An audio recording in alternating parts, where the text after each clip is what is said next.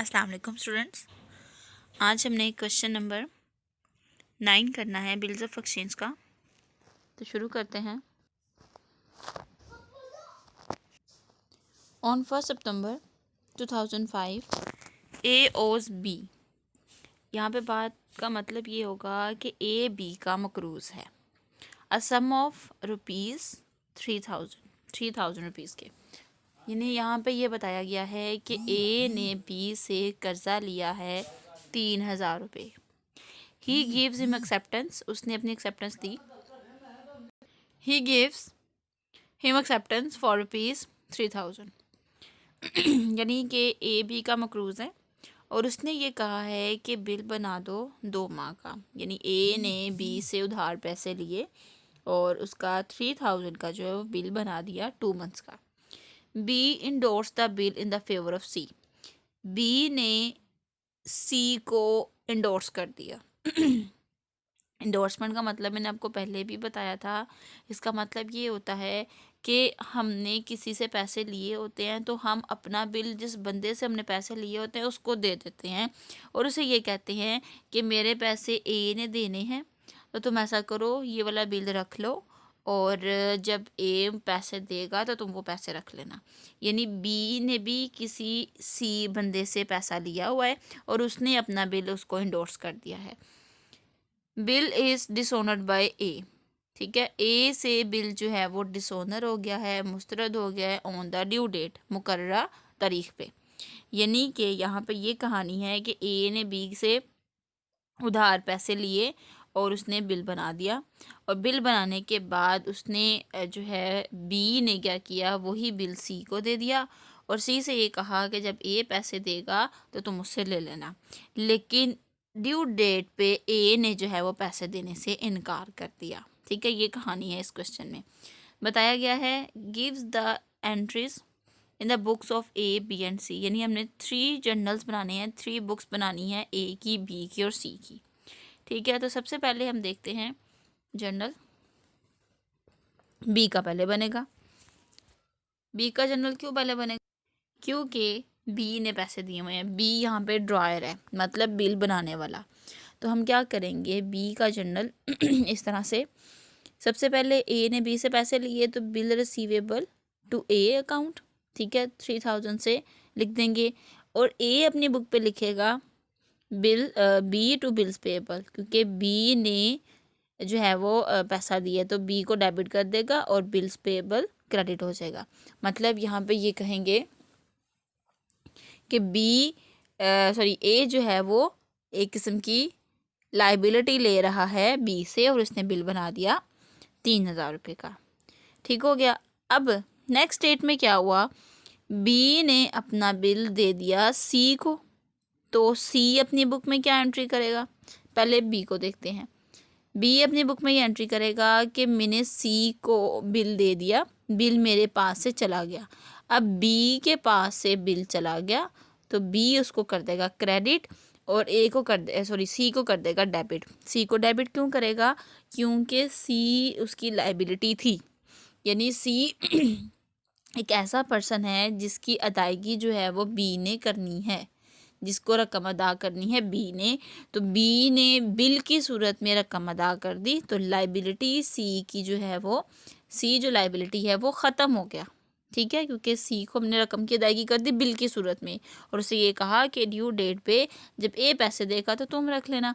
तो बिल जो है वो बी के पास बी के पास से जो है वो बिल चला गया तो हमारे पास एंट्री होगी सी टू बिल रिसीवेबल।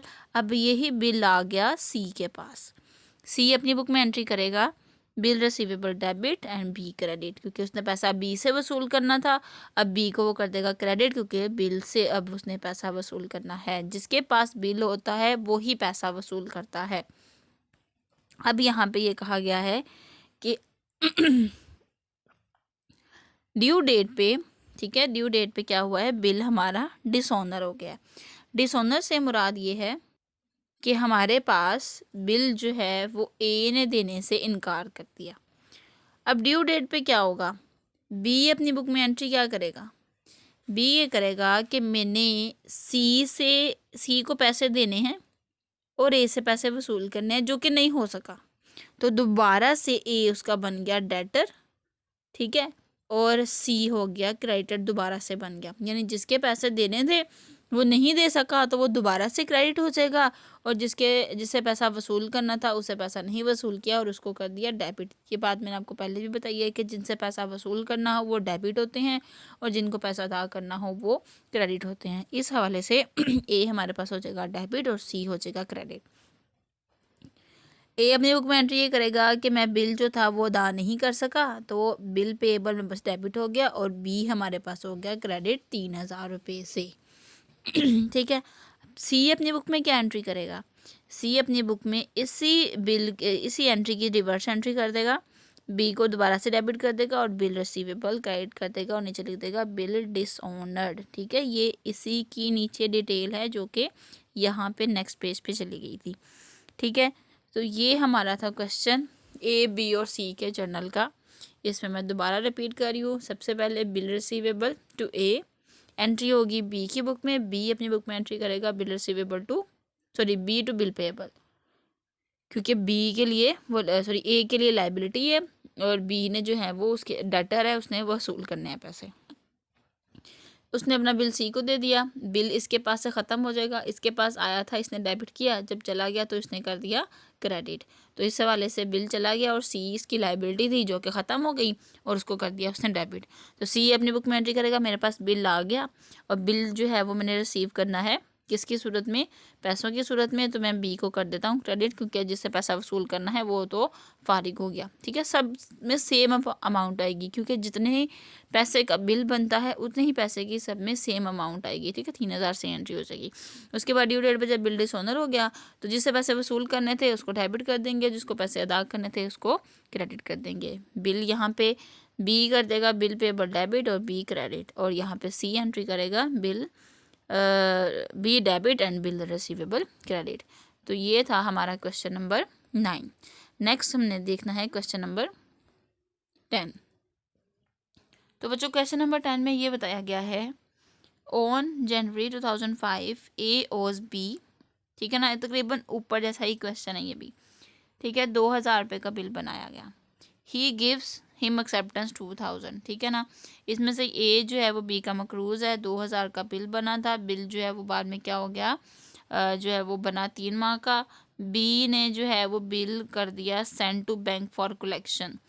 अब send to bank for collection से क्या मुराद है, ये मैंने आपको बात बताई थी।